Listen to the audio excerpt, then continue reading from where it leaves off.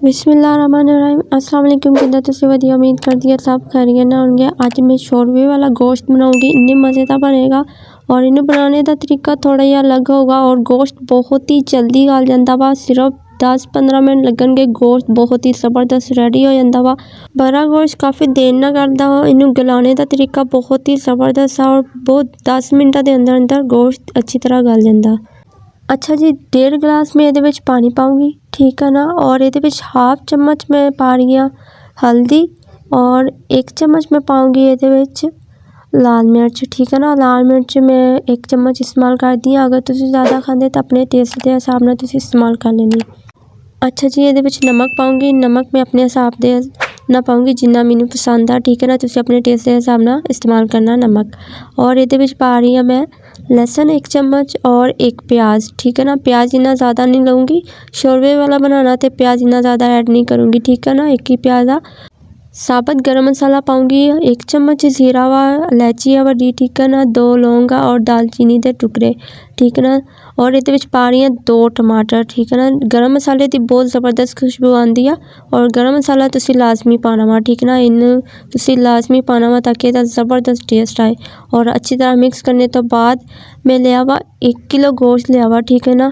बड़ा गोश्त लिया वा 1 किलो और ये मैं ऐड कर दूँगी, ठीक है ना। और बहुत ही मज़ेदार बनेगा, बहुत ज़बरदस्त इसका टेस्ट आएगा। और इन्हें बनाने का जो तरीका ना, इन्हें तुसी कवर करना वा, ठीक है ना। इन्हें कवर कितना करना वा और बहुत ही जल्दी गल जाएगा। 10 मिनटा के अंदर अंदर गोश्त अच्छी तरह गल जाता वा, सिर्फ 10 मिनटा के अंदर। अच्छा, तुसी इन्हू भाफ ते रखना वा, ठीक है ना। छोटी जी परात आ, मैं ये उत्ते कवर कर दूँगी ते दम दे देना वा, ठीक है ना। 10-15 मिनट मैं ये कवर किया, ठीक है ना। और चम्मच वगैरह मैं नहीं हिलाया, बार बार चम्मच बिल्कुल भी नहीं हिलाया। और अच्छी तरह इन्हू सेक लगा, बहुत ही ज़बरदस्त मसालियाँ की खुशबू आ रही है। अच्छा जी, ये मैं घी का इस्तेमाल करूँगी, हाफ कप घी आ, ठीक है ना। और हाफ कप तो थोड़ा जा ज़्यादा होना वा। और ये मैं पा लूँगी, ठीक है ना। बहुत ही मज़े की ये बुनाई करनी है, बहुत ज़बरदस्त बुनाई ये तुसी जिन्नी करोगे ना उन्नी ज़्यादा इसका जायका होएगा।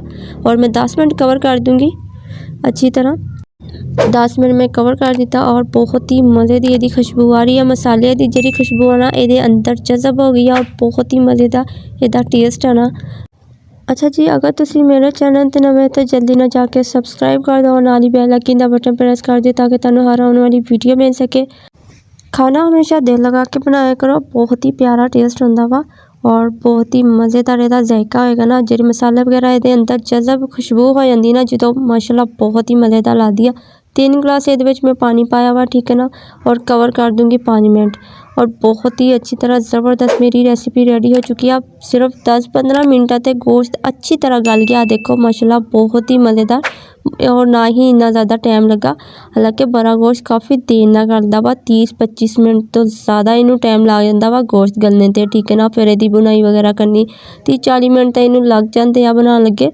और सिर्फ 10-15 मिनट की रेसिपी मेरी रेडी हो चुकी है, बहुत ही मज़ेदार और बहुत ज़बरदस्त। उम्मीद है अज की रेसिपी तुहानू ज़रूर पसंद आएगी, ट्राई करके ज़रूर देखियो। और बनाना बहुत ही आसान है, इनू सिर्फ तुसी दम ते रखना वा और बार बार चम्मच नहीं हिलाना ताकि यदी जी भाफ होएगी ना वो अंदर ही बहुत ही जल्दी ना गोश्त गल जाता वा। और इसका जो मसाले वगैरह होंगे ना उसका टेस्ट बहुत ही मज़ेदार आता वा। अच्छा, जरा गरम मसाला तुसी पाना ना और लाजमी पाना वा, उसका ही ज़्यादा टेस्ट आएगा और बहुत मज़े की खुशबू आएगी। पूरे मोहल्ले ते ना सालन की इन्नी ज़्यादा खुशबू फैल जानी है ना और बहुत ही मज़ेदार। मैनू तो बहुत ज़्यादा भुख लग गई है ना, ट्राई करके तुसी भी ज़रूर देखियो, बहुत ही मज़े की रेसिपी आ। अपना बहुत सारा ख्याल रखियो, असीं फिर मिलांगे नवे चस्के दे नाल नवी रेसिपी दे नाल। ओके, अल्लाह हाफिज़।